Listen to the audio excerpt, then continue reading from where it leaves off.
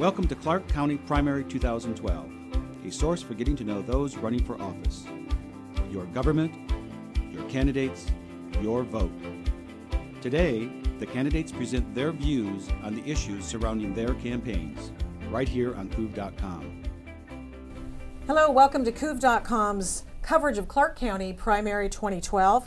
This live webcast is going to be available at COOV.com within an hour of our conversation here today for your viewing at any time to help you make your choices for your upcoming ballot in these upcoming elections in August as well as in November. I'm Victoria Taft and I'm your moderator on this webcast.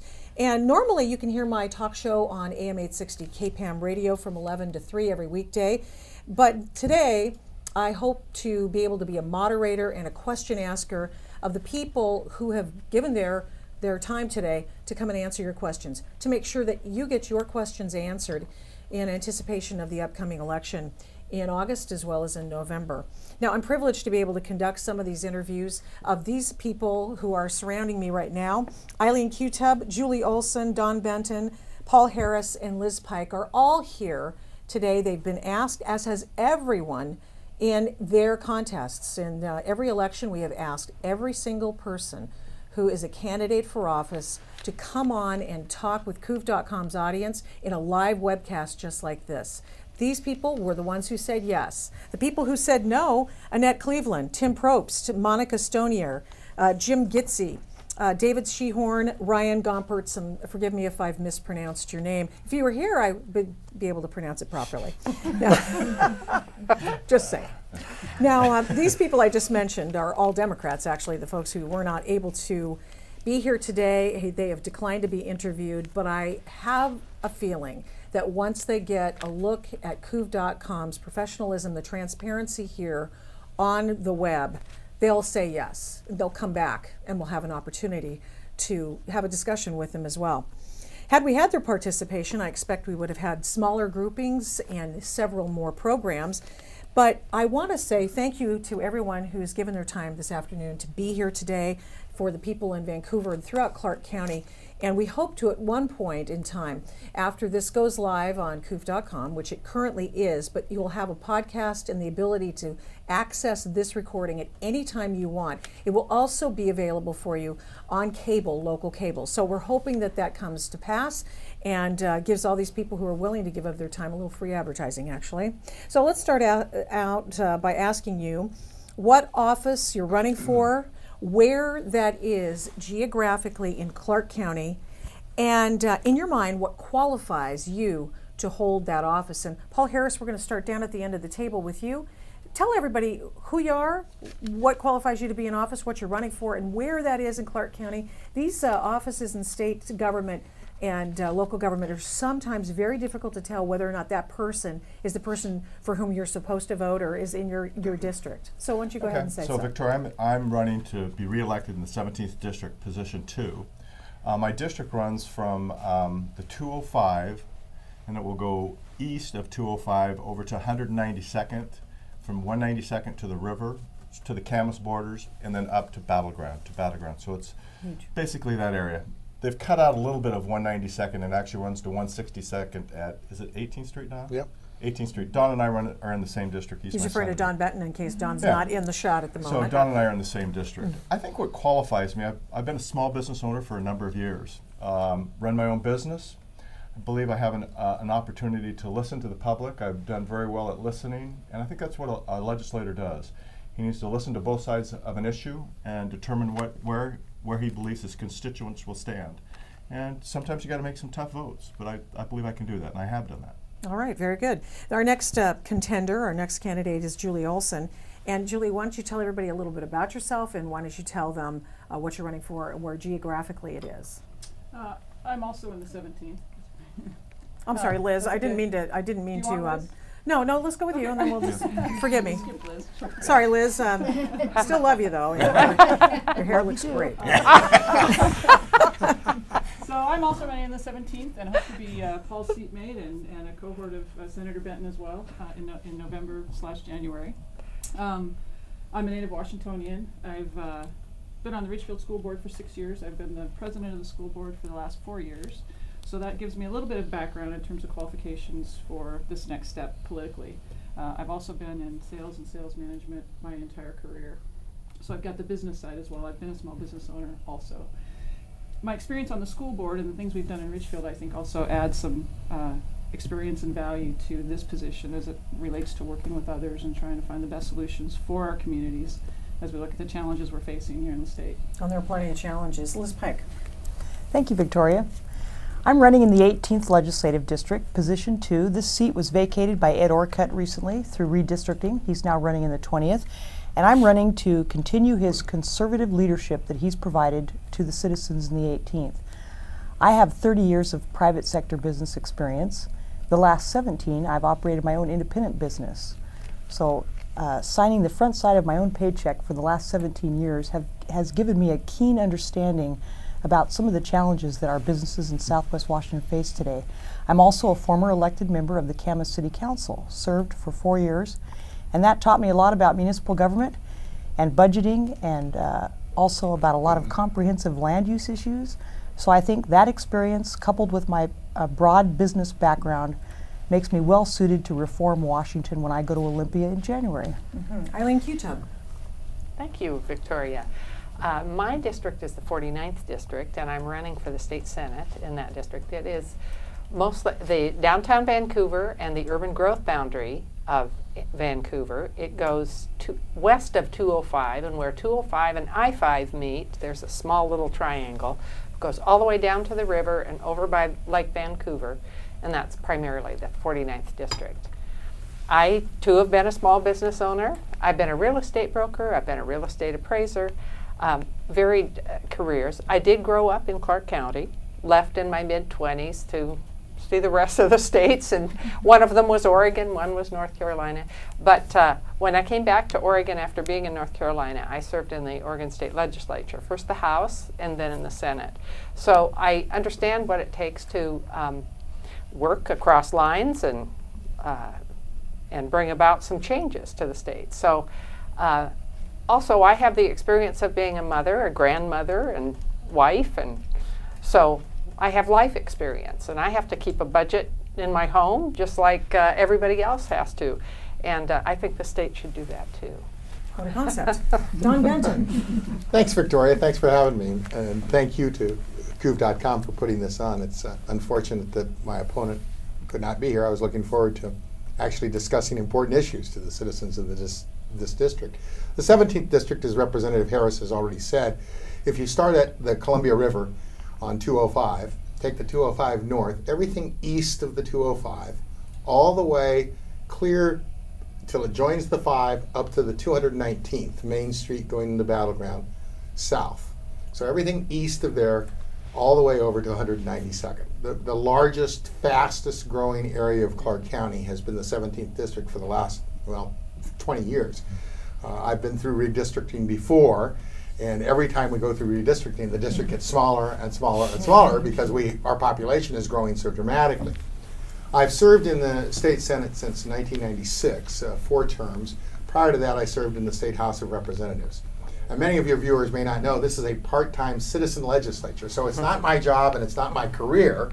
I have a real job. I've been self-employed since I was 17 years old. I did a little stint as the CEO of a company for a friend of mine, but other than that, for 35, 37 years, I've owned and operated my own companies and had to, make a payroll and balance a paycheck and sometimes go without a paycheck myself to make sure that the people that work for me got paid. So I think I understand what people want in a representative. I think when you hire someone to represent you to go to Olympia because you can't go yourself every day, you want them to have the same experiences and the same challenges and hopefully think the same way you do. When you vote for someone, you want to know, gee, would that person vote like I would vote if I was up there doing that?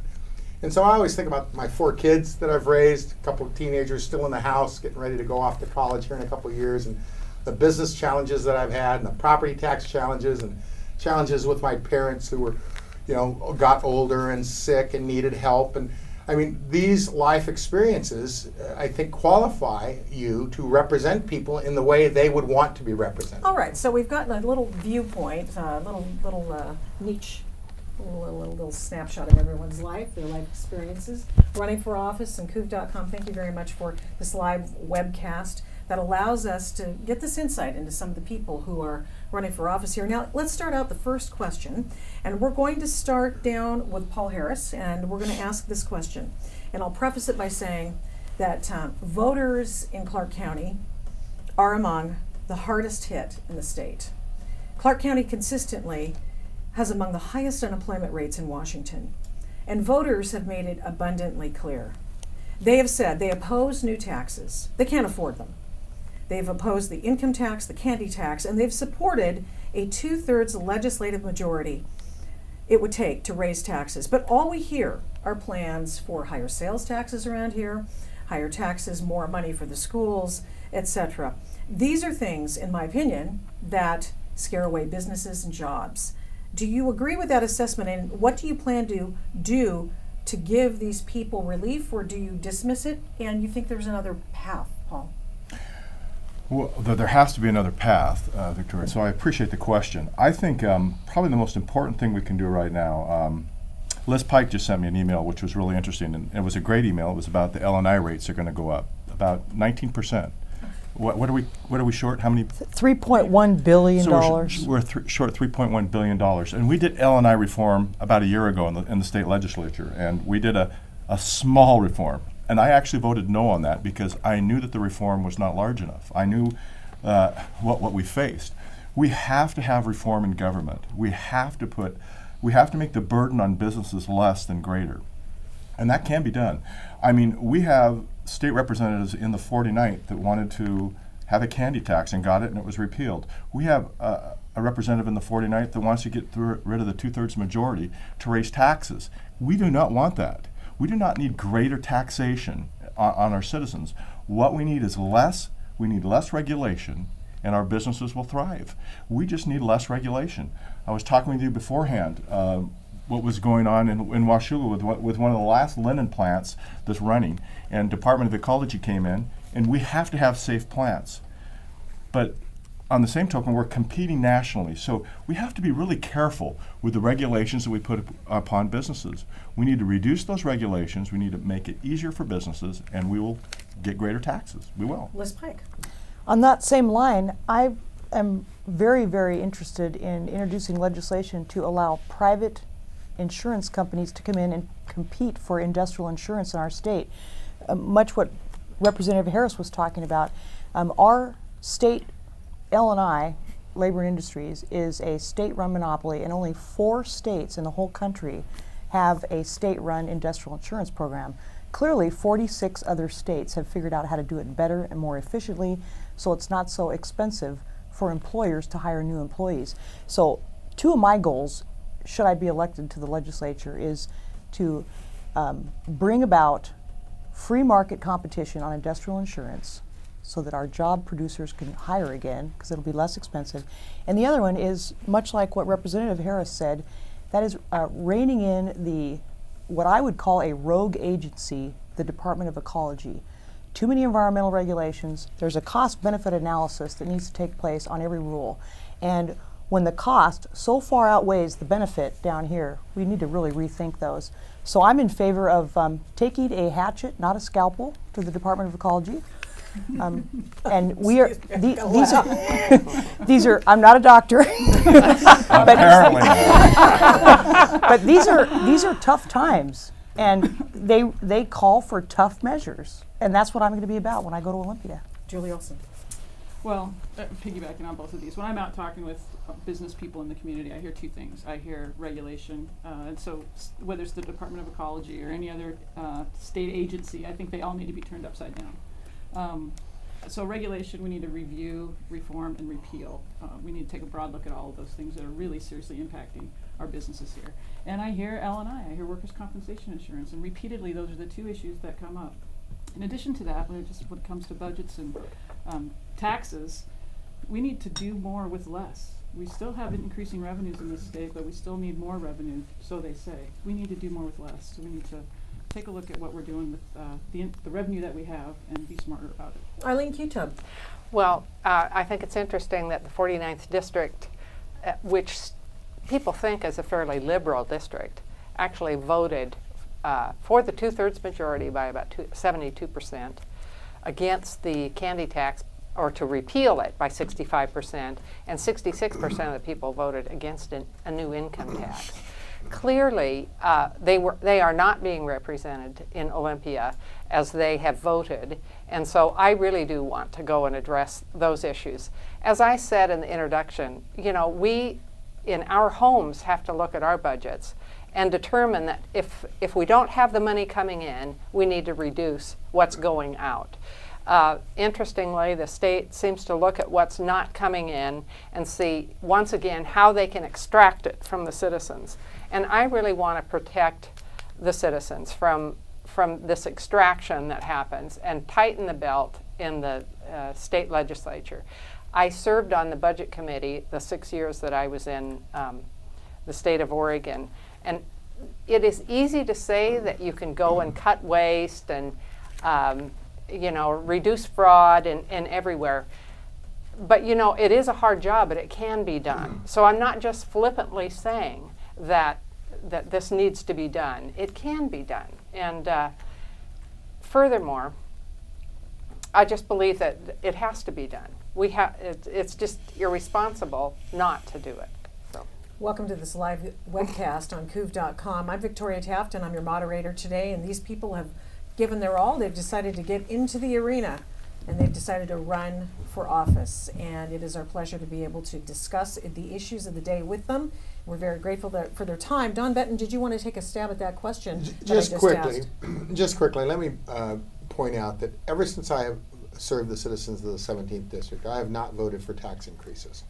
I do not believe that we have to raise the revenue, because the revenue for the state of Washington has increased every single year anyway. We don't have to raise taxes to increase revenue. What we have to do is get more jobs and more companies and more people back to work, because if people go back to work, then they can pay their taxes and we have more revenue. So we really haven't had a revenue problem in Olympia. What we've had is a spending problem. We continue to spend under Democrat majority control more than we take in every single year. And it's been a pattern that has happened for a long, long time. And that's why I'm hoping that with my reelection, we'll be able to take Republican control of the state Senate. We'll be able to elect a Republican governor. And for the first time in 35 years under Republican executive leadership and Republican control of the Senate, we'll actually be able to reduce regulation, get the economy going, get some jobs going, and get my neighbors and my friends back to work. Mm-hmm. Yeah, the state legislature appears to be a dysfunctional body, as evidenced by the continual extra innings sessions in the last legislature just to get a budget. And Liz Pike, I'll start with you. Pinpoint what you think the problem was, what you would do if you were in the state legislature to remediate that kind of a problem. Well, I think the biggest problem is not enough people are working right now. As Senator Benton mentioned, we need more employees, more taxpayers. And I think the culture of Olympia has been one of empire building, state agencies becoming bigger, more cumbersome, harder to work with, more roadblocks on business. That mentality has permeated Olympia for almost 3 decades. And that is the biggest problem. And I talk to a lot of people around the state, and particularly lobbyists. You know, they all want our ear this time of year because they want to influence us. And I'll listen to them just like I'll listen to anybody else. But it's amazing how they tell me that the state agency people just rotate around the state agencies over the last 30 years because the lobbyists are the same players in the band for many decades also. And they remark how these people that work for agencies, they just kind of hop around from agency to agency.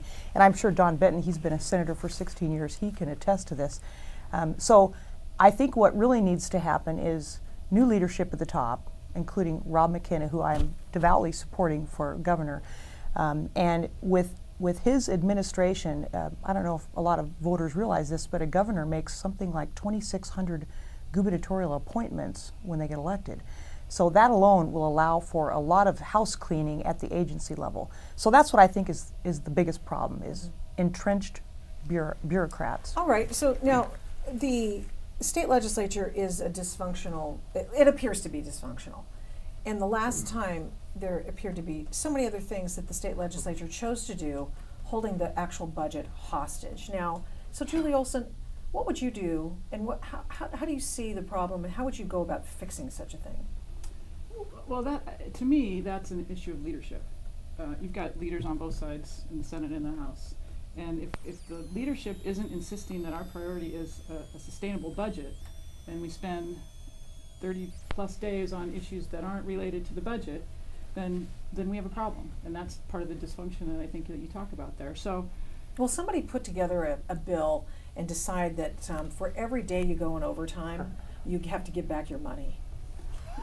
Everybody. You know, I think we should have some. I think we should have some. Not serious that you're making bank on this or anything. I'm just saying, somebody's got to feel the pain. Yeah, there needs to be some accountability for legislators to get the job done in the time allotted to do it. And I'm not saying it's easy, nor would I. I wouldn't say that it was easy. But we have to set priorities, and that's our role as legislators, is to set priorities and do what our constituents are asking us to do. And when it comes to the budget, that's what our job is.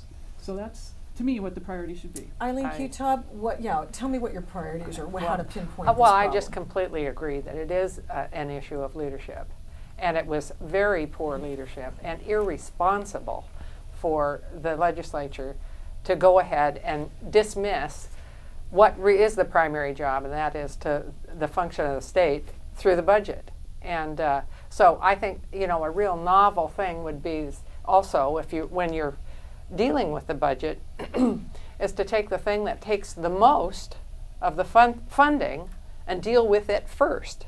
And then you don't have to fight over all these small things, and then not be left with enough for the largest part of the budget, and then consequently ask for more taxes because schools need more funding. So if you started, for instance, with the education funding, which is a huge percentage of the budget, and decided what a basic education is first, then determine how this money is going to be allocated to the schools, to the classroom, and so forth, what the criteria is going to be. Then you move on to the other issues in the budget. But not dealing with the budget for over 30 days is completely irresponsible, and things need to change in the legislature. Don Benton was in the throes of the wonderfulness that we call the state legislature in Olympia over this time, because we spoke on the air a lot about this on my show on KPAM, and you knew what the problem was. And how do you prevent that from happening again? First of all, it's extremely frustrating when you're there trying to represent people and get something done, and the people that are running the show don't have any priorities, or their priorities seem to be out of whack. When we went to the legislature this year, even last year, the Republicans said, this is not sustainable. We're going to have to come back to special session and fix this. You guys have not fixed this problem. So we knew going into it this year. And so what happens? The Ways and Means chairman, who was appointed by the majority leader, which is determined by how many votes there are for a Democrat majority leader or a Republican. The Democrat majority leader chose a Ways and Means chairman whose job it is to get 25 votes for a budget. That's their only job. But our Ways and Means chairman, the Democrat Ways and Means chairman, appointed by the Democrat majority leader, spent the first 5 weeks of the legislative session getting 25 votes, but not for a budget. He was chasing 25 votes for his bill to change the definition of marriage. Now, no matter where you're at on that issue, and of course I'm opposed to changing the definition of marriage, that should not have been the priority for the first 5 weeks of the legislative session. We should have solved the budget crisis first. I don't think the definition of marriage is causing people to go without dinner, causing people to not have a roof over their heads, causing people not to have an education because teachers are being laid off. And that's why I like to have Don on my Okay, show a lot. and the fact is, we need to deal with the priorities that we're sent there to deal with. I don't think right. that was a priority for most citizens in this state. Paul Harris, you were there in the throes as well. What do you do? Wow, Don, that was good. I'm serious. Don, that was It was good, that was yeah. like a home run, because listen, we sat up there for 5 weeks and we're defining marriage, and the word I didn't hear the word jobs up there in 5 weeks Exactly. once. Right. Exactly. So here we have people that are out of work and we're up there defining marriage. It was appalling. And then when we did start talking budget, we start talking about education, that we're going to cut education. Education is our paramount duty. Education should be the first thing that we should fund, not the last. And so what happens up there is complete dysfunction. But I tell you who's controlling that. It's not Senator Benton and myself, although Senator Benton had an opportunity to control, and we got a budget through. So when we have the controlling party, which is the Democrats, there is no control, and they're not addressing the issues. And that's what's sad. It's a little sad that I was a part of that, because really the Republicans aren't in control there. I'm sorry. We're in the minority, and we have to follow this dysfunctionality until we can get control. You know, and I don't know that everybody gets an idea of what the milieu is in Olympia, how they can take a look at this and go, well, oh, that's what happened. And that's one of the reasons why we're doing this today, and that's one of the reasons why I'm sure that at CUV.com we'll have this webcast available for you. We're streaming live now. And people can come back and they can take a look at what your answers have been. They can come back, and I'm sure your foes, your political foes, will be doing oppo research when they're not salivating over the opportunity to have this and come back in the future. They should have been here, but they couldn't be here because they chose not to be here. But I'm not bitter. If they want to come on, we'll have them on, and I'm looking forward to it. I'm just teasing them because they expect me to tease them. Now, so let us ask about the big, this is the big elephant in the room. This is the Columbia River Crossing. So I'm going to start with Don Benton on this. The Columbia River Crossing is quickly turning out, in my estimation, to be a zombie project, and we're still, we're spending over $150 million so far, if not more, and $30,000 a month for rent. Thank goodness somebody has something to rent in Vancouver. But the thing is that at the end of this thing, in debt service, et cetera, this thing is going to be about $10 billion, and what it will be is essentially a conveyance for light rail. And it could be a lot cheaper if light rail were not a part of it, but that's just my own little problem with it. So characterize for voters the state of this project, in your opinion. The light rail system will obligate the Clark County voters to future maintenance and bond expenditures. They will have to pay maintenance and debt service on those things. And talk about that impact and what your stance is on it and what you plan to do in the state legislature about the Columbia River Crossing light rail project. First of all, as you well know, because we've talked about this, that project has been a debacle almost from the very beginning. And I have fought for transparency. I have fought to try to, so people can see where the money's being spent and why it's being spent and what they're doing with it. Over $150 million down the rat hole with nothing to show for it. Nothing. And like you say, the project is scheduled to be a $3 billion or $4 billion. No, it'll be 6, 8, 10. That's the way these government projects go. And guess what? It won't do anything to solve the congestion in this county. There will still be 3 throughput lanes on the bridge when they're done spending $6 billion. So why would we spend $6 billion of taxpayers' money, obligate ourselves to ongoing taxes and tolls to get to work across the river? If you're one of the 60,000 constituents of mine that drive across the river every day, you're going to have to pay another $120 a month just for the privilege of going to work. Why would you do that if you're not going to increase capacity at all? Their own study shows that the day the new bridge opens, traffic will be backed up almost to Ridgefield. So why would you build it if you know that it's not going to help or solve congestion? There's only one reason, and that's because they want light rail in Clark County, and they see this bridge. In fact, the court case in Oregon proved that that was Metro's whole purpose in proposing the bridge, was to bring light rail into Clark County. It won't solve congestion.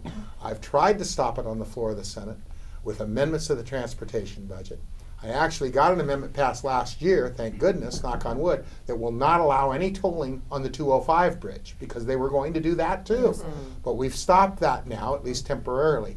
But with Democrat control, they keep pushing this project, and it's never going to do what they claim it's going to do, and it will cost more.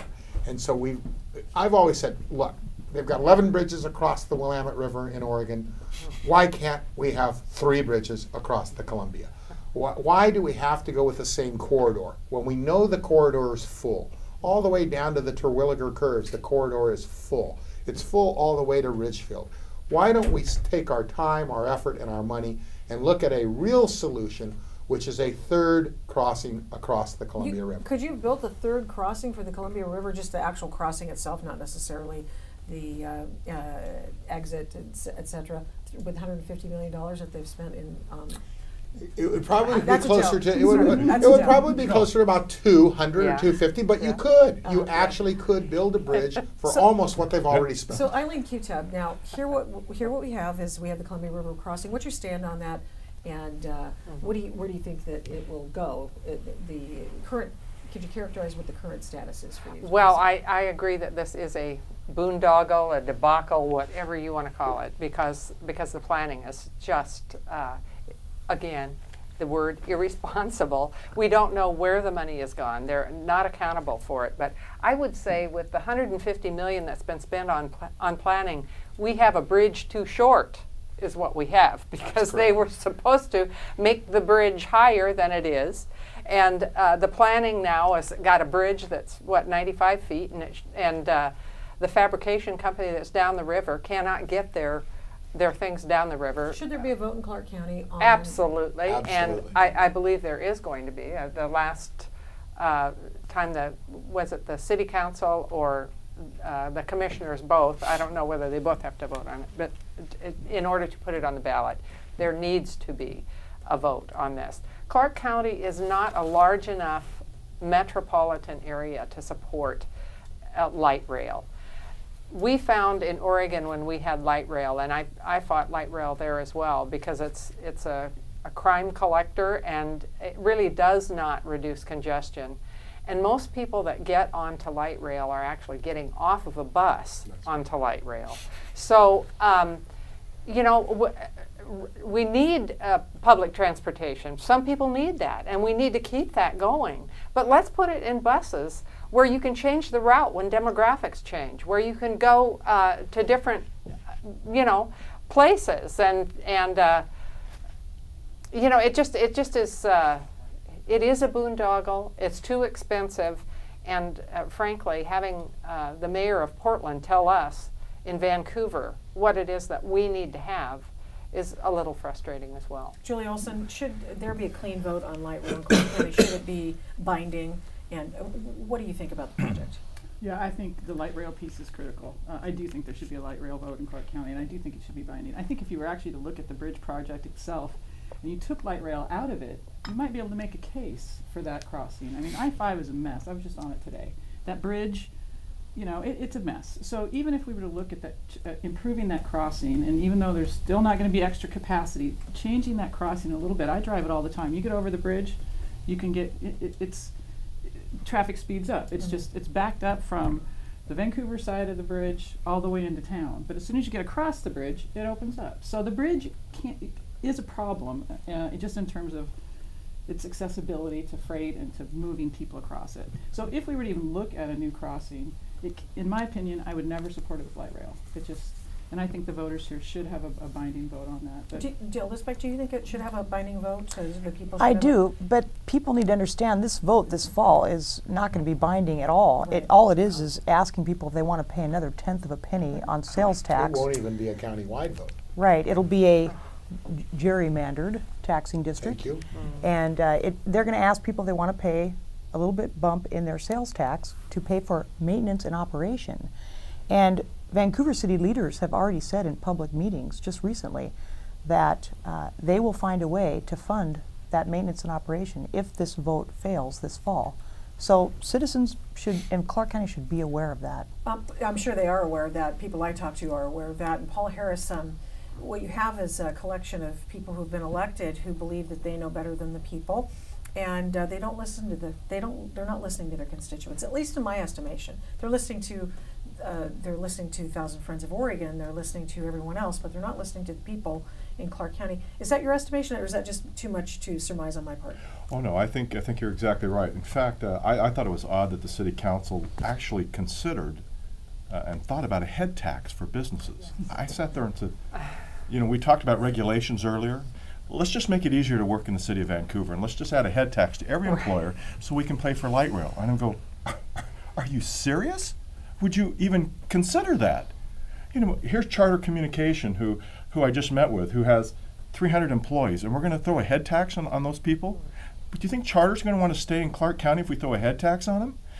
I mean, people, we've got to, no. Do not even head down that road. Let the people vote. If the people want this, that's fine. Many people look at the bridge as a job, as creating jobs. I look at this bridge project that it could be a job killer. You have people that are traveling. We have, Don's right, we have 60,000 of my constituents that drive that bridge every day right now. There's only 2 places in the entire I-5 corridor where it goes down to 2 lanes in each direction, and that would be the city of Portland. And if you think Portland wants you in their car, you need to rethink that, people. You're going to get across the bridge maybe faster today, but let me tell you, if you throw more people onto that corridor, it's going to back up. And we're going to be paying tolls, and we're going to be backed up farther. So really think about this. Think about what we're doing. Eileen Q. we'll start with you on this next question. The state Supreme Court has ruled that not enough money is being spent on state public education, and in fact they've decreed that there should be more. What happened to the money, in your estimation, and what's the solution to the problem? What happened to the money? I know, you weren't even there and I'm asking you. Sucker. I suspect,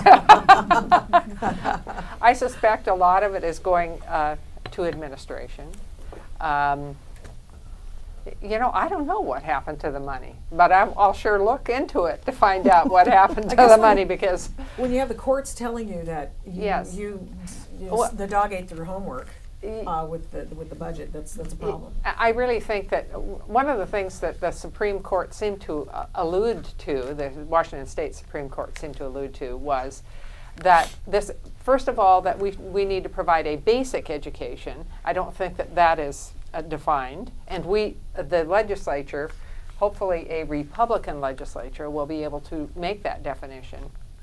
But they also determined that it seemed more adult-based. The funding seemed to go to more adults than it did to kids in the classroom. So it needs to be more child-focused and less adult-focused in the spending. Interesting. Julie Olson, what's your take on that? Yeah, I agree with Eileen, and there's some ways when you look at the budgeting piece for schools. You know, we've got local levies, we've got transportation, we have all. And if we can take a look at balancing those levies in with state dollars, what Eileen said earlier about moving that education budget out of the general fund first, fund education first, so we know what that is. Then we've got some idea of how to allocate that money. The question about where does the money go, I think you have to look at each district. Yeah, I'm the president of a small school district, so it's pretty easy to see where our money goes because we got 4 schools in our district. But when what's the impediment that which does not allow you to put the money where you think it should go? Because they said that it's not getting to the classroom. Well, that depends on the district. That depends on the budgeting at the individual district, and those numbers are available to see. The challenge is when you're in a larger district is really peeling back those budget line items just like you would at the state budget, really peeling that back and finding out exactly where those dollars are going, and are you getting a return on the investment of those dollars. You know, we've spent the last number of years in Richfield with less and less revenue, but we haven't laid off any teachers. And that's because of the budgeting process that we've been through to make sure that the programs we are funding are sustainable even if we have less dollars. Okay, Liz Pike, you've got a Supreme Court that says you must spend more money in the classroom. Now, as a state representative, you hope to go to Olympia and be able to make some impact there. What are you going to do? Reform. We need to have charter schools in Washington State.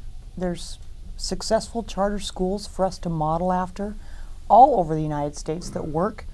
We need to allow charter schools. It's going to be on the ballot, I think, this fall.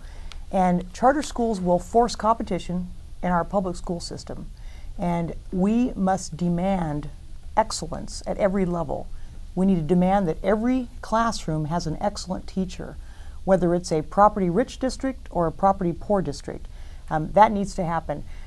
We also need to take on the unions, quite frankly. I'm not going to get the endorsement of the Washington Education Association, but they, I think, stand in the way of quality education reform in this state. I believe in merit pay for excellent teachers. Let's reward the teachers that are achieving success with their students, and the ones that aren't, not so much, so that we encourage them to find some of their line of work. Paul Harris, what do you say about this?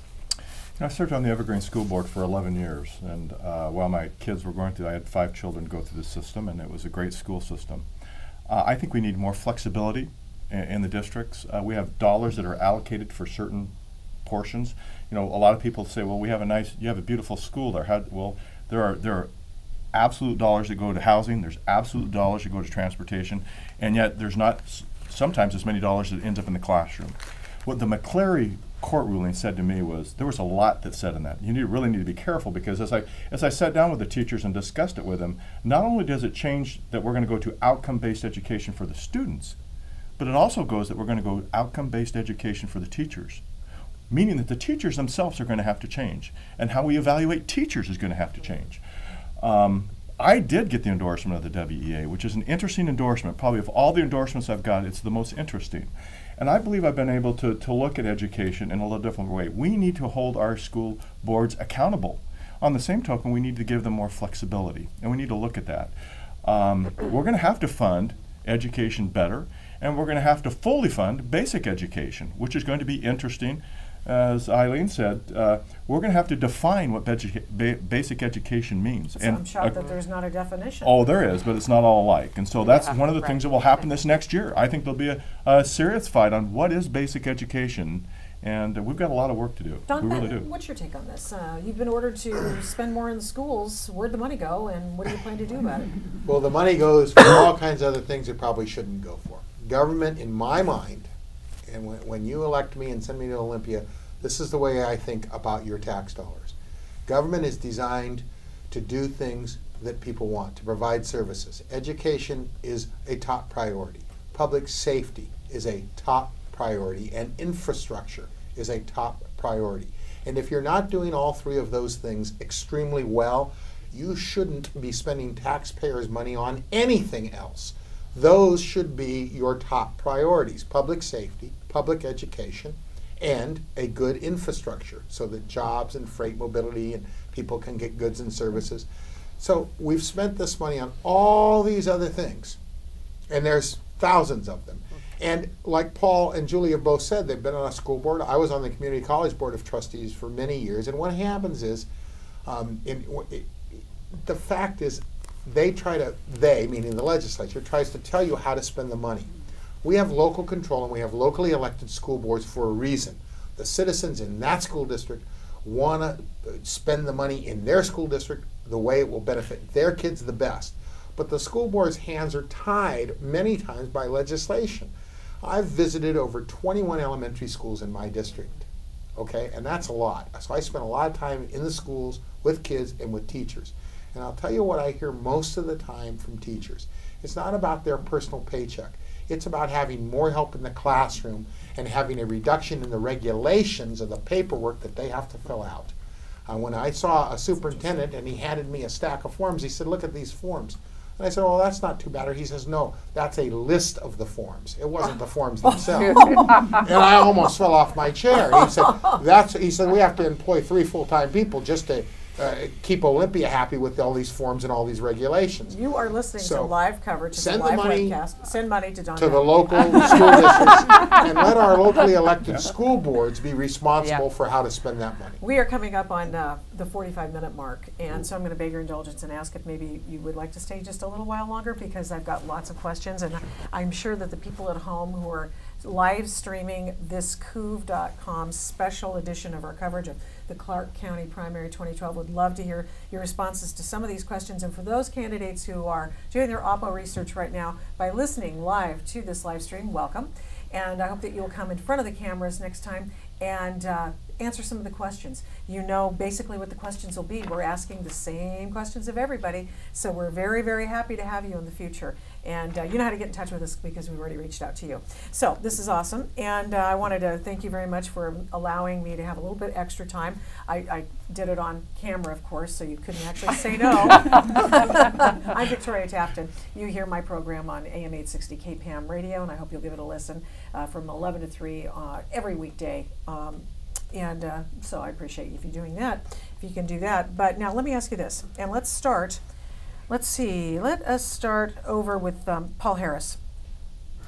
When have you moved either public or private life to expand private property rights for Washingtonians? Well, say that again. Either in your private, this is for people who are not necessarily office holders. You have been an office holder. What have you done to enhance and expand personal private property rights? I think what I've tried to do is to protect property rights, to make sure that I think as we attack personal property rights, that's a basic right that we all have, And we need to make sure that we have the ability to hold on to our property, that we control it, not others, and that, you know, when I was on the school board, we did some interesting things at times, and I was one that would stand up and say, hey, if we're gonna try to take somebody's property, boy, we need to be compensated, and we need to make sure we get buy-in from the community. So I've always stood up for protecting personal property. Liz, what do you think Absolutely. about that? Private property, how important an issue is that to you? And have you ever done something in your private sector life that has advanced the cause of private property rights, and what would you do as a person in office? I am a big supporter of protecting private property rights of landowners. I think there are a lot of environmental regulations that attempt to take away the use of your own property. Those need to be very carefully weighed. Again, the cost-benefit analysis. In my private life, I'm a political affairs director for a large trade organization, and I've testified before many municipalities in favor of protecting private property rights. So I'll be a big advocate, and every vote I take in Olympia will err on the side of private property rights. Julie Olson. Well, I agree with both Paul and Liz. I mean, I think we've seen some serious erosion of private property rights over the last number of years, and even including some Supreme Court decisions over the last number of years. That's right. So In Thurston County, we have the little rodent that absolutely, yeah. is So preventing and all again, of whether it's environmental regulations or animal rights or endangered species or whatever, we're seeing a continued erosion of private property rights. So again, I'll be a big proponent of private property rights. I'm not sure specifically what I've done in my private life to help support or expand those rights, but certainly I'm an outspoken supporter. I mean, on a 1 to 10 basis, 10 being very, very interested and it's crucial, where do you place private property rights in your panoply of Well, it's thought? 8 to 10, depending on the issue. I mean, Eileen broad Q-Tip? brush. Eileen Q-Tip, how big an issue is private property rights to you? I think it is. If you're going to do 1 to 10, it's 9 to 10. You know, our Constitution, basically, the founders of our country wanted a basic right to private property because they came from a place where they didn't always have their own property. And I just think that we need to protect that at every level. And you know, that we've talked about the Department of Ecology, and Liz is going to take a hatchet to it, and I'm glad. Don Benton, what do you think about private property rights on a scale of 1 to 10? On a scale of 1 to 10, I'm disappointing you guys. It's an absolute 10. No, it's a 10. Private property rights is the cornerstone of a free democracy. If you don't have private property rights, you don't have free anything. You've got to have private property rights. It's the #1 right that's protected in the United States Constitution, and many people don't know this, but the Washington State Constitution is even stronger on private property rights than the U.S. Constitution is.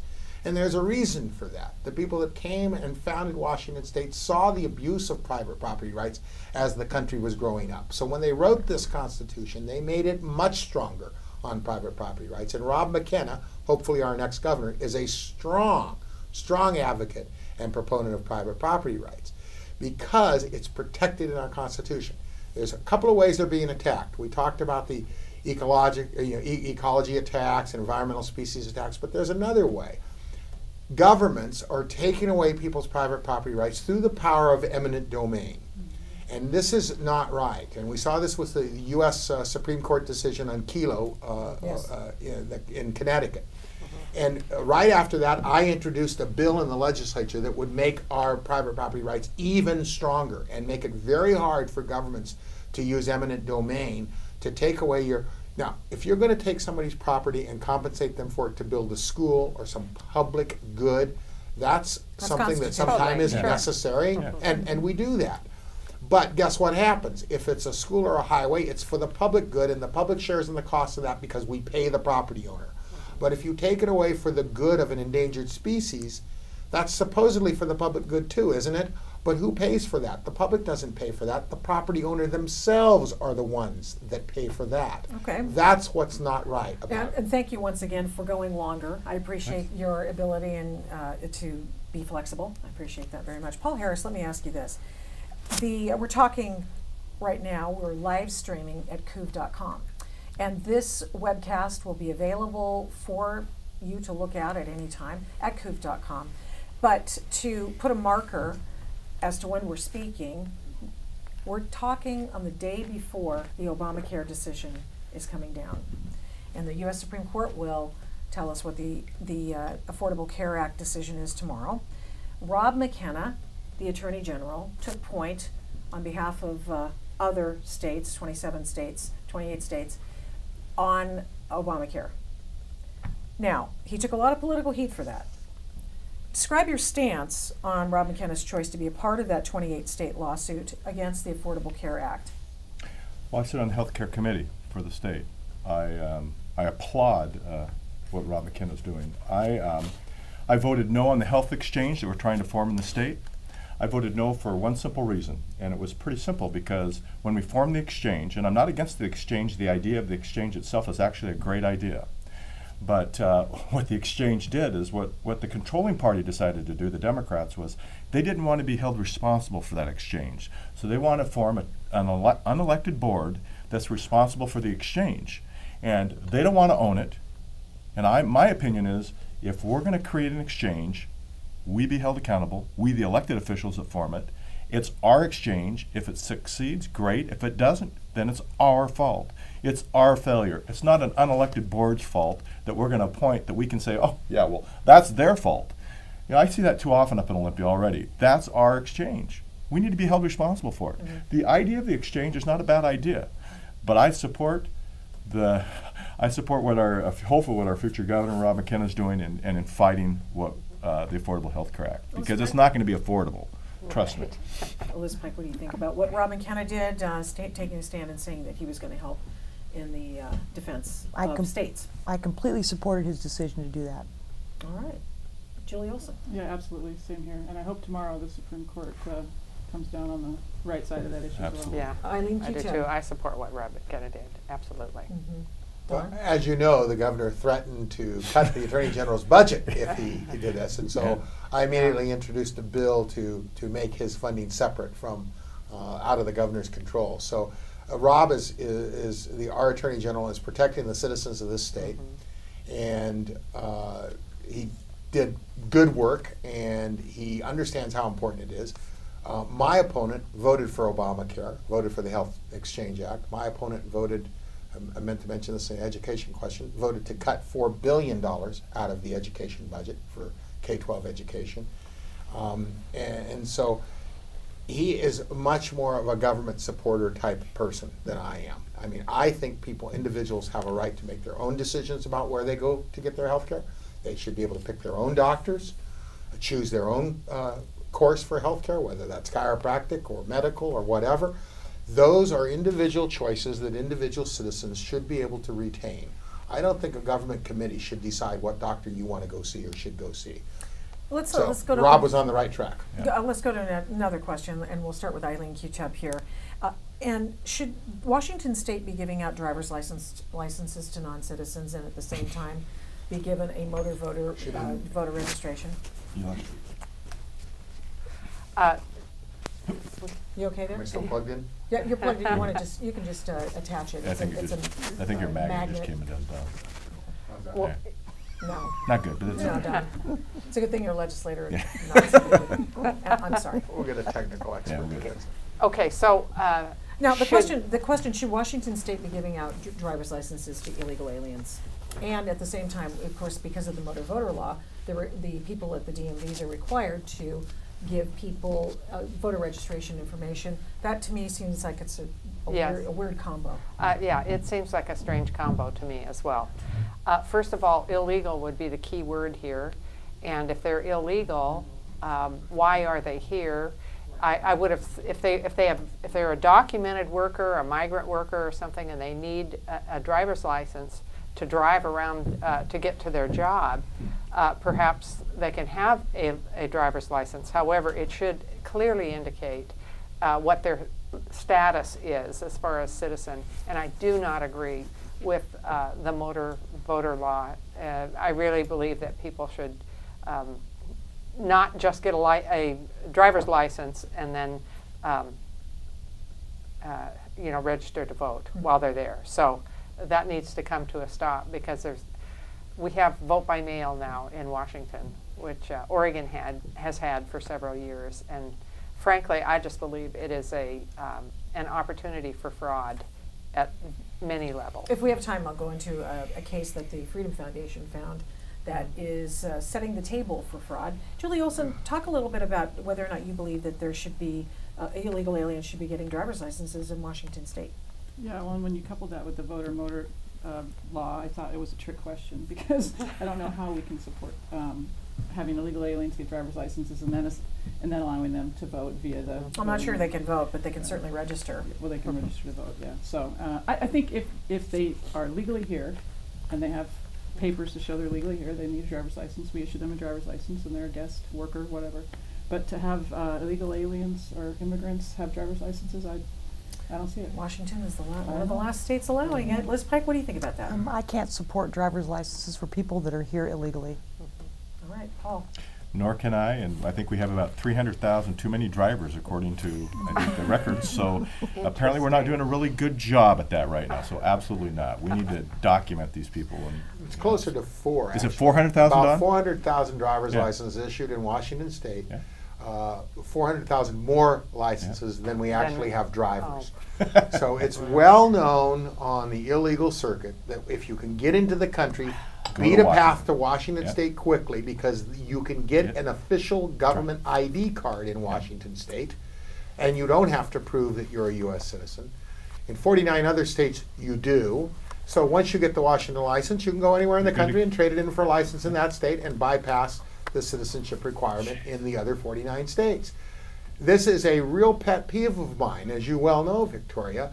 When the budget, the transportation budget, came to the Senate floor last year, I proposed an amendment that would require the Department of Licensing to verify lawful presence in this country before you issue a driver's license. We tied up the Senate for 27 hours on that amendment because the Democrats did not want to have a recorded vote on that amendment. They didn't want to be on the record of voting against stopping people from getting licenses. I'm telling you, the Republicans, if they were in charge of the state legislature, there would be a law passed today that would stop issuing driver's licenses to illegal aliens. This is a national security problem. It's not just a problem for Washington State, this is a national security problem. You have to remember these bombers came across from Canada. Yeah, they do. Okay? There are people coming into this country getting official government ID cards issued by this state because our legislature will not stop it. And it is dangerous and it's a top priority for me. Okay, I'm going to throw this one out because I've been given the all clear to go a little bit longer because it's just so informative and we're very grateful to be able to have the time to do this. The Freedom Foundation recently discovered that a George Soros-funded group had begun sending dead people and pets, your pet dog, and other ineligible voters voter registration forms. Now, while there's no provable problem as yet, if past is prologue, these registrations will begin to overwhelm the Washington and county elections workers who will undoubtedly, through no fault of their own, just let a few of these in, and therefore you'll have ineligible voters voting. We've seen it with the provisional ballots in 2004 in Washington State. Now, what can you as a state legislator do to make sure ineligible voters don't vote? And do you believe in voter identification? And Paul Harris, I'll start with you. I believe in voter identification. And I think the only way we're really going to get back to voter identification is to be at the polls again. I mean, for me, what we've got now is a system I believe that has the ability for fraud, unless we're just going to get a lot of people to start looking at signatures and verify exactly what's going on. But the only way we're really going to, we need to have I would love to have the polling back open and let people come in and show that they are who they are and let them vote. Liz Pike, what do you think? I share Paul's sentiments, but I don't see the will of the people going that way. I think people like the convenience of voting in their mailbox, but we do have to make sure that our state auditors, our auditors from across the state, from every county, have the ability to share data with the Secretary of State's voter registration You're files. supposed to. And because I think there's probably some cases where somebody is voting in Clark County, they're also voting in King County. I fully support funding to make sure that that database is merged so that we can pull out those people that are committing. And also I fully support arresting those people that are committing voter fraud and punishing them to the fullest extent possible by our current laws. Julie Olson, what do you think about that? Yeah, I agree with Liz. I'm not sure we'd be able to get back to the polls, but we do need to have some sort of voter identification. And when it comes to these registrations that are coming in and having some possibly get through, we do need to support finances and budgeting as necessary so that there's enough people to make sure that those, if we know that there's a concerted effort, then we need to, I think, invest in the opportunity to make sure those registrations are legitimate. Where there are states going through the voter rolls, Eric Holder's Justice Department has actually taken off after them. Could you stand, Eileen Qutub, the political heat that would result if you stood up and said we need to purge the voting list and double check everyone on it? Yes, I have a history of being able to stand up under the heat, and it's just imperative for our country to do this. It's a privilege we have to vote, and we don't need to allow dead people and dogs and cats and everybody else to do it. Which has happened in you know, Washington this State is before, this is actually. also not a Republican or a Democrat issue. It is, everybody should be concerned about the integrity of your vote. Well, I mean, it is the franchise, it's the bottom line, it's the ball Yes. game. Don Benton, I'm sure you have something to say about that. What do you make of that? Well, I've been through the fights on this. You know, we went to allowing counties to do vote by mail. That wasn't good enough, apparently, because last year the state legislature outlawed voting at the polls. So now counties can't even have poll voting if they want it. Okay, so there must be a reason why the Democrat majority has stopped poll voting in this state. So that troubles me. But that's a separate issue from voter registration. We should be required to show photo ID to register to vote, because then you get your ballot mailed to you. So we don't know who we're mailing these ballots to. People go down and get their driver's license. They have motor voter registration. They register them. You know, I tried to get a law passed that said you simply have to ask before you give them a voter registration card, are you a U.S. citizen? Just ask the question.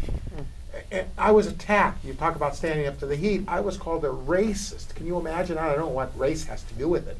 But people actually called me a racist because I wanted people to show photo ID to vote. What's wrong with that? Like you said, it's not partisan. It's not Democrat. It's not Republican. It has nothing to do with the color of your skin or anything else. What it has to do with is, are you eligible to vote?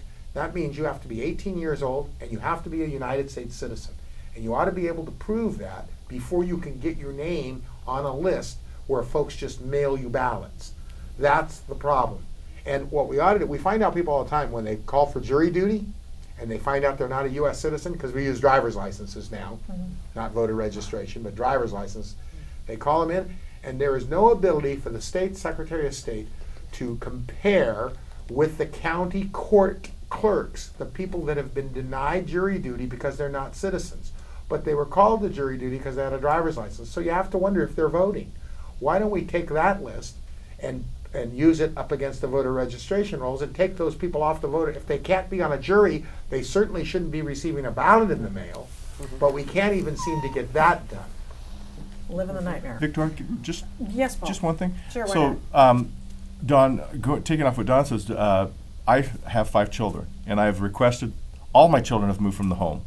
All of my children still gets ballots. Yes. Every one of them. And I've requested that every one of them who has moved out of my home, and I still continue to get their ballots. So do I think there's voter fraud going on? You bet. Absolutely. Absolutely. Last question before we get to your closing remarks, and we'll give each candidate 2 minutes to have a closing remark. On behalf of the taxpayers of Washington State, I think I'm secure in telling you that there's a recession going on, and it's the worst recession since the early 80s, and the recovery is elusive. It's getting even more elusive as we speak. And that said, since President Obama took office, the food stamp program, the SNAP program, has expanded by 45%. That's a national figure, 45%. While conceding the need is great, in fact, greater than ever before these days, there's also growing proof of fraud. What are your suggestions for fixing this problem? And in your opinion, what is the biggest issue facing Washington right now with respect to this problem? Now, how would you go about fixing this SNAP food fraud? And Liz Peck, let's start with you. This is a little bit renegade, but I would like to see mandatory drug testing before any checks are issued. What do you think of that? I think it's probably a good idea.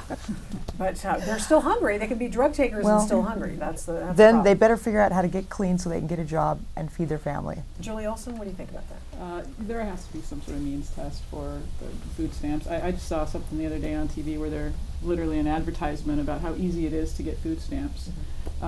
Or EBT card. yeah. Mhm. So there has to be some sort of means test. I mean, people have to, if they're really hurting and they really need some help, that's one thing. But if it's really easy just to walk down and get your card and go down and buy your Doritos and Coke, that's something else. Eileen Q-Tip? I do think that we need to protect those that are not able to eat, but or don't have the funds to purchase what they need to eat. But absolutely, there's fraud. There's fraud in every level of entitlement in government. I know that for a fact, and so we need to reduce the fraud. And we have food banks that give food too. So if people are really in need, they know where to go, and there are some warm hearts that are wanting to clothe and feed them. So people will not go hungry in this nation. Don Benton. Well, we've actually taken some steps to try to curb that. Unfortunately, because we're not in the majority, we haven't been able to do enough. But Senator Carroll and myself co-sponsored, and Senator Zarelli, several pieces of legislation, not only this year but last year, that were passed and signed into law that make it illegal. You cannot use these we found these EBT cards being used at casinos. Exactly. And tobacco outlets and things of this. Those cards are to buy food for your children. That's what they're for. And if you need it, you should get it. Absolutely. But we shouldn't be seeing these cards showing up in casinos and at tobacco outlets being used to buy things there and using the cash there. We've stopped that now. But there's still some of that going on in other areas because we couldn't get the net tight enough because the Democrats don't want it to be tight enough. They wouldn't let us put the real teeth in it that we wanted to put in it. So we've got a long way to go on that in terms of cleaning up. Look, if people need help, they should be able to get it, no question about it. But whenever you give something away for free, no matter where it is or who it is that's doing the giving, there will always be people that will sign up for it that aren't eligible. We have this in the schools right now. People sign up for free and reduced lunch, but the schools require no proof of income to sign up for that. You just simply sign a form and bring it in. Now, the problem with that is the state uses the percentage of free and reduced lunch at each district to determine how much money they're going to drive out for other things. And so here you have almost a pervasive incentive for the school district to sign people up for free and reduced lunches because it increases the amount of money they get for their lap reading program and for these other programs in the schools. Okay. Yeah. We should absolutely require proof of income if you're going to be receiving free or reduced lunch at school, free or reduced food from the Department of Social and Health Services. If you're going to get government services, you ought to be able to prove what your real income is. Paul Harris, you get the final word on that one. Wow, it's what a badge of honor to wear. An increase of 45% in food stamps. Huh? Yes, and wow. and states are being paid bounties to get more people on food stamps. I understand. What a strange world. And I think about it. It's sad that we're to this point, and people need to have. I think it plays when people are out of work, or there are people who need a hand up, but not a handout, and I think we need to be very careful. And so, to me, what Don said is we need to help these people, but we don't want to sustain a habitual habit. We don't want to start something that we can't get them off of. And I think there's some self-dignity that can be lost after long-term help. And we need to really help these people, not just give them something. Biblically it tells us, teach a man to fish, and you've taught him something. So I think we really need to make sure that we're not sustaining something. So we really need to make sure that we help these people so they can become self-sustaining again. That's where the pride comes, self-sustaining. Final thoughts. Everyone gets at least a couple minutes to talk about themselves. And Liz, I'll start with you. Thank you so much, Victoria Taft, for being here today. Also, thank you to COOV.com for allowing us to present our ideas at this forum. It's a great way to reach out to voters. I'm excited about my candidacy to become the next state representative in the 18th district. I've been working very hard to get elected. I'm listening to voters, doorbelling all parts of the district, And what I'm hearing over and over again is people are worried about jobs and the economy. So whatever I can do in Olympia, should I be elected, I'm going to try to resolve that terrible issue that is plaguing our county. Some people say our unemployment's about 9%. I think it's closer to 20% when you include all of the people that have just plain given up looking for jobs, and also people that are underemployed that have taken a part-time job when they really need a full-time job.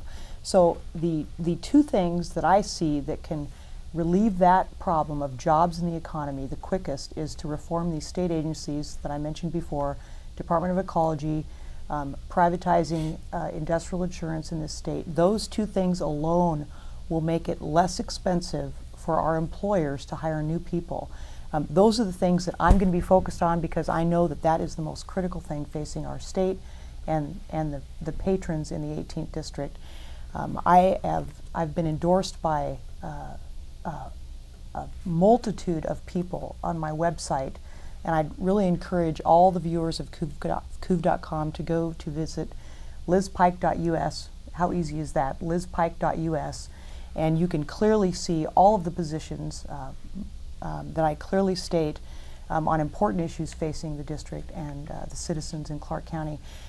Thank you again for your time. I'm going to be one of the hardest working legislators in Olympia. Nobody's going to outwork me on the campaign trail. I ran marathons for 25 years. I'm a finisher of the Hawaii Triathlon. That's the Hawaii Ironman Triathlon. Wow. So I take that lifetime of self-discipline, endurance, and stamina with me when I go to Olympia. And I'm going to try very hard to represent the citizens of the 18th District the best I can. Well, Spike, thank you very much. Julie Olson, final thoughts. Yeah, and first of all, Victoria, very nice to meet you, and thank you for inviting us here, and thank you for David Medor for allowing us to be here this afternoon as well. You know, this is an important election, especially here in the state of Washington. We need new leadership in Olympia, and it's time for leadership from the governor's mansion to the state house and the state senate, and I look forward to being part of that new leadership team. As a mother, a businesswoman, a voter, school board member, you know, I've become increasingly concerned about the direction of Washington State and the government in Washington State. So my campaign is really going to be about three things. It's going to be about funding education first. That's our paramount duty. We need to do that. It's about passing and being responsible for sustainable budgets. And thanks to Senator Benton and Paul Harris this year, we actually have a balanced budget for 4 years now instead of just 2.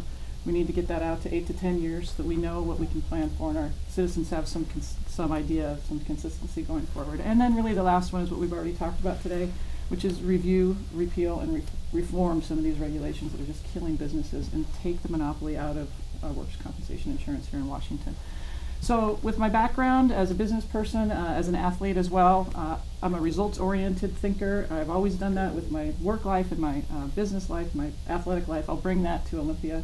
I'm independent, innovative thinking, and that's what I intend to do when I'm in Olympia. And I look forward to working with Representative Harris and Senator John Benton. So I appreciate your support. Got a website you want to? I do. VoteJulieOlson.com. Sorry, I'm not really good at www.VoteJulieOlson.com. Okay, you can donate there too. Okay, way to go. I link you to it. Well, thank you, Victoria, for moderating this and giving us these great questions. And thank you, Couv.com, for inviting us here. It's just been a real pleasure. I think the 49th District has a real opportunity to have new leadership in their district. It is an open seat, so we have a real opportunity to do this, and they have an opportunity to send somebody with some experience. So the person that's leaving had experience. I have experience.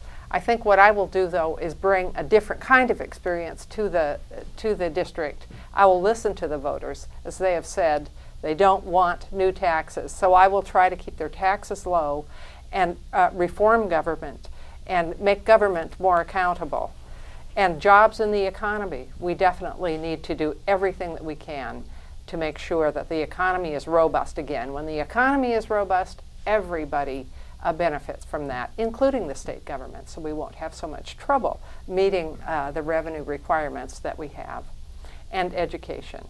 We definitely need to fund education fully, but not without reforms that send more money to the classrooms and make sure that our kids are educated and they have academic excellence as one of the criteria that they come away from. And as I said, I do have experience, life experience, work experience, public and private sector. And so I would just ask that you vote for Eileen Qtub. And my website is eileenqtub.com. Spell your last name. Oh, of course it's right there. Q-U-T-U-B. Very good. Okay, Don Benton. Well, thank you very much. Thank you to you and both to CUV.com for doing this. This is an excellent opportunity, I think, for voters to see what's going on.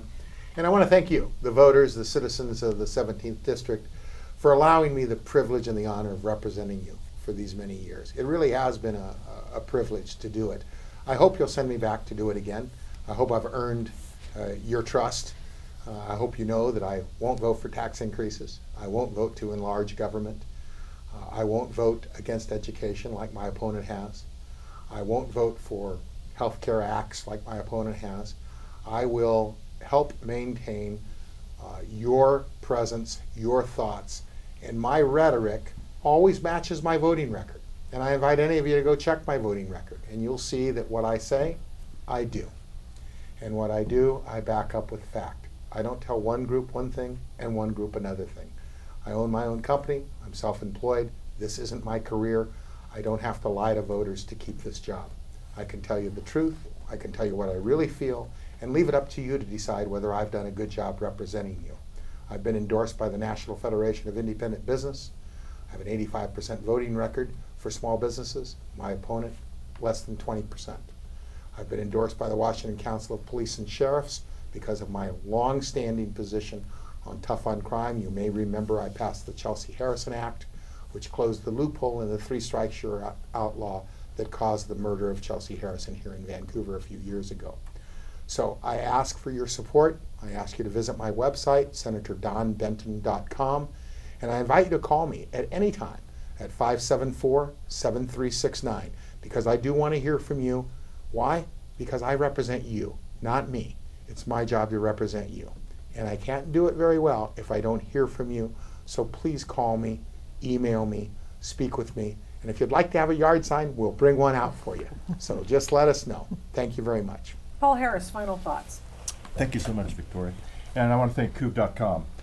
I'm Paul Harris. I'm running for re-election in the 17th District. You know, I think one of the most important things that we can realize, what I've realized is through this election cycle, is that education, we need to place education as our first priority and as our top priority. We need to set aside an education budget where we will not be trying to go after those dollars as soon as we end up in a difficult budget. Also, we need to take a look and remember that we don't have a revenue problem in the state of Washington. We have a spending problem. And we do not need to raise taxes in order to balance a budget, folks. What we need to do is reduce spending. We've had an increase in our revenues every year. The only problem has been that we haven't increased just quite as high as we thought. So realize there will be many businesses in these last cycle that has actually lived on less money. The state of Washington has always had more dollars. We just haven't had quite as many as we thought. The increases weren't quite as big. So remember, we don't have a revenue problem, we have a spending problem. And I think the other thing is difficulty is, you know, prioritizing how we're going to spend our money. And that's probably the most difficult thing up there. Realizing that we need to set our priorities and make them straight. I am your state representative. I seek your re-election, and I would appreciate your vote. Go to electharris.com. Thank you so much. And we want to thank CUV.com for broadcasting, webcasting, live casting, live streaming this event. And we hope to see this on cable as well. And watch this space, because we'll be doing some more interviews with people who are asking for your vote. And avail yourself of it. This is a unique opportunity, and it's something that the folks who run CUV.com wanted to make sure you had. They wanted to make sure that you had a place you could go where it's totally transparent, that you could go there, you could hear what people have to say. And to that end, I would suggest that the people who have said that they are not crazy about coming, or they don't necessarily want to be interviewed for this, I want them to change their minds. This is the way it happens, this is the way it goes on, and you don't have to be afraid to come here. Now, I want to say thank you so much for CUV.com for doing the coverage of the Clark County Primary 2012. This has been a unique experience for me, and I want to thank the people who took the time to be here: Eileen Qtub, Julie Olson, Don Benton, Paul Harris, Liz Pike, for being here. Just remember, and I would urge you to do that, remember the people who weren't here. Because if they're unwilling to listen to maybe some questions, maybe they're not necessarily willing to listen to you if they should get to office. Thank you once again, and I want to make sure that you know that we're here for you at COOV.com, and this broadcast will be here for quite a while. Plus, it'll help you as you get your ballots in the next few days to make some choices that you're going to have to do. And you'll have to make those choices very, very quickly because the ballots are coming out. I think it's July 18th when they drop. August 7th is the election, and drop boxes will be available at 35 different locations throughout Clark County to make it easier for you to vote.